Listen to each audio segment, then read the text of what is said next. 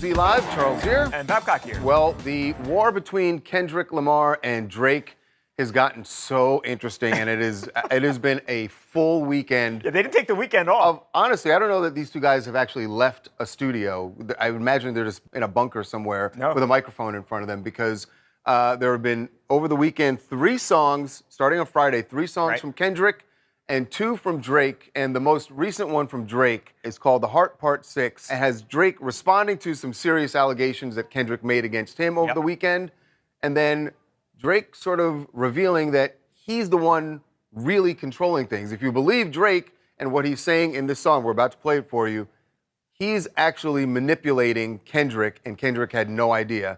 He says he's been feeding him misinformation and that he took the bait. Here is Drake's, the latest in this battle, The Heart Part 6. We plotted for a weekend and we fed you the information. A daughter that's 11 years old, I bet he takes it. We thought about giving a fake name or a destination, but you so thirsty, you not concerned with investigation. One person who's been in the middle of all of this is DJ Akademiks, who a lot of people have written off as sort of a Drake stan, and that he's always going to side with Drake. But to Ak's credit, he said he's one of the people who's saying that Kendrick was winning. I don't know how he feels now with this latest song. He is joining us right now, DJ Akademiks. Welcome to TMZ Live. How you doing, man? Thanks for having me. So where do we stand on this now? And I know you'd said that you felt like Kendrick was winning this. Slightly. So where do you stand after Drake's latest song? I think Drake's, his latest song I'm a little bit torn with, because I like lyrical Drake, so Drake is getting into the bag that most real hardcore stans like, which is me. I like when he raps. However, the subject matter is something that necessarily doesn't belong in a battle, right? I mean, it's like a damned if you do, damned if you don't situation. When someone accuses you of such serious allegations, if you ignore it, it becomes the elephant in the room. You address it, it almost brings more light to it and makes Why are you having to address it? We should... Exactly. Right, for folks that don't know. So besides the daughter, the other thing that Kendrick had alleged is basically called Drake a pedophile, and that he's hanging around with underage women and underage girls. And Drake responded to that in the song and said that's absolutely not the case. Well, Drake is obviously, I think, having some dark thoughts. Yes, having some very dark thoughts about what's going on in this battle with Kendrick Lamar, which lyrically, as far as the music, seems to be over. Nobody has dropped any music all week, but there was another incident yesterday. We'll get to that in a moment.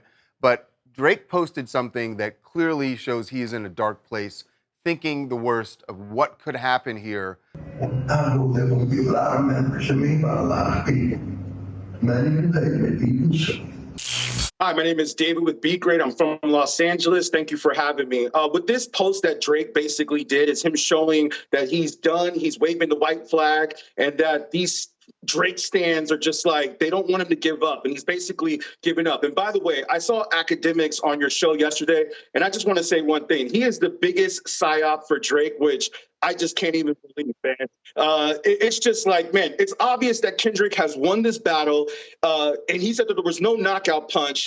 Meet the Grams by Kendrick was the knockout punch. When Kendrick dropped Not Like Us, that was him standing over Drake after he knocked him down. So that's basically my point of this. This battle is over. It's a wrap. And that's what Drake is basically saying by that post. That's interesting. Yeah, because I don't know, that figure I would call sort of someone who would wave the white flag. By posting that particular figure, he's a big, brassy, bold guy. I don't know. Yeah, I mean, we really don't know exactly why he posted it, but Drake does know all eyes are on him. Any little thing that he posts, everybody's going to eat up. You know, some people think he's looking for sympathy, you know, after the Kendrick Lamar beef. Some people do think he's thinking about death. But also, the character in the show that he's depicting, it's about, the character getting back on his enemies, of the people who, ruined his empire. So maybe Drake. I guess that's the positive way to spin on this. That Drake is spinning it. Maybe he feels like the underdog now. Now he can, lick his chops and, make a grand comeback. Maybe, or he's also, that character is sort of an anti-hero at best. He's the main character, but he's sort of a villain. And I don't think Drake has really experienced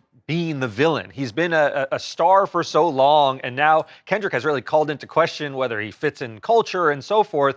And he's just sort of dealing with it live on sort of Instagram. He's sharing his thoughts, cryptically or not so cryptically by posting this stuff. As for the trespasser, again, nothing violent happened this time, but it's another incident that has to have Drake and his staff thinking, what's going on at this house? Is it safe to stay at this house, even though it is this massive mansion behind gates?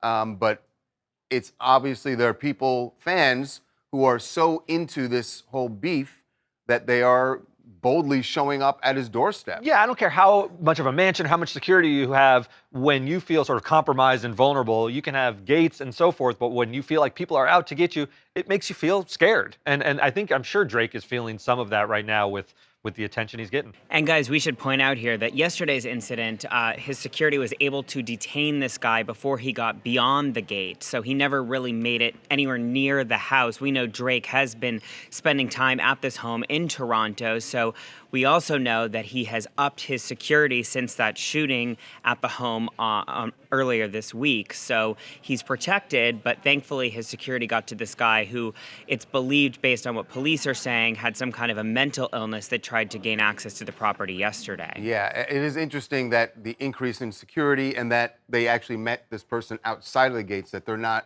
he's not just keeping security inside the gates, they're outside the gate. And that's, obviously with everything that's going on, shows that he's taking this very seriously. Someone who is not involved in the Drake and Kendrick battle, although he was for just a moment, that would be J. Cole. And you remember he actually went on stage and apologized to Kendrick. He took down a diss track that he had posted that he'd made about Kendrick and apologized to him. And he said, look, it doesn't feel good in my soul. I'm out of this. I'm backing out. Well, this is what J. Cole's doing now. While Drake is dealing with what he's dealing with, J. Cole's just hanging out on a beach. A fan posted this, was walking down the beach, saw him hanging out there. It looks like he's actually listening to some music. I don't know if he's working on music, but I love pretty this. Chill. Doesn't it look like he won? It looks like he won. He stepped out of this silly back and forth, and he gets to just hang out on the beach and make music. The fan actually said that, he told her that he was working on an album. Interesting enough, he actually does make pretty good beat songs with his Dreamville homie Boz. But, everybody is changing the tune. They're saying he's looking like a winner. Like, there's a meme going around and saying, like, Drake and Kendrick would have joked about his basketball stats if he stayed in the battle. So, yeah, he made the right decision. Yeah, I mean, everyone mocked him when he backed down, saying, "Oh, this is not hip hop. You can't apologize for a diss track." But everyone else has got bloody noses, and he's fine on the beach. All right, moving on now to Prince Harry, who I think he's got to feel like he made a triumphant return to the UK because he was there for an event for the anniversary of the Invictus Games, and the reception for him was like he had never left the royal family, like he was still a senior royal.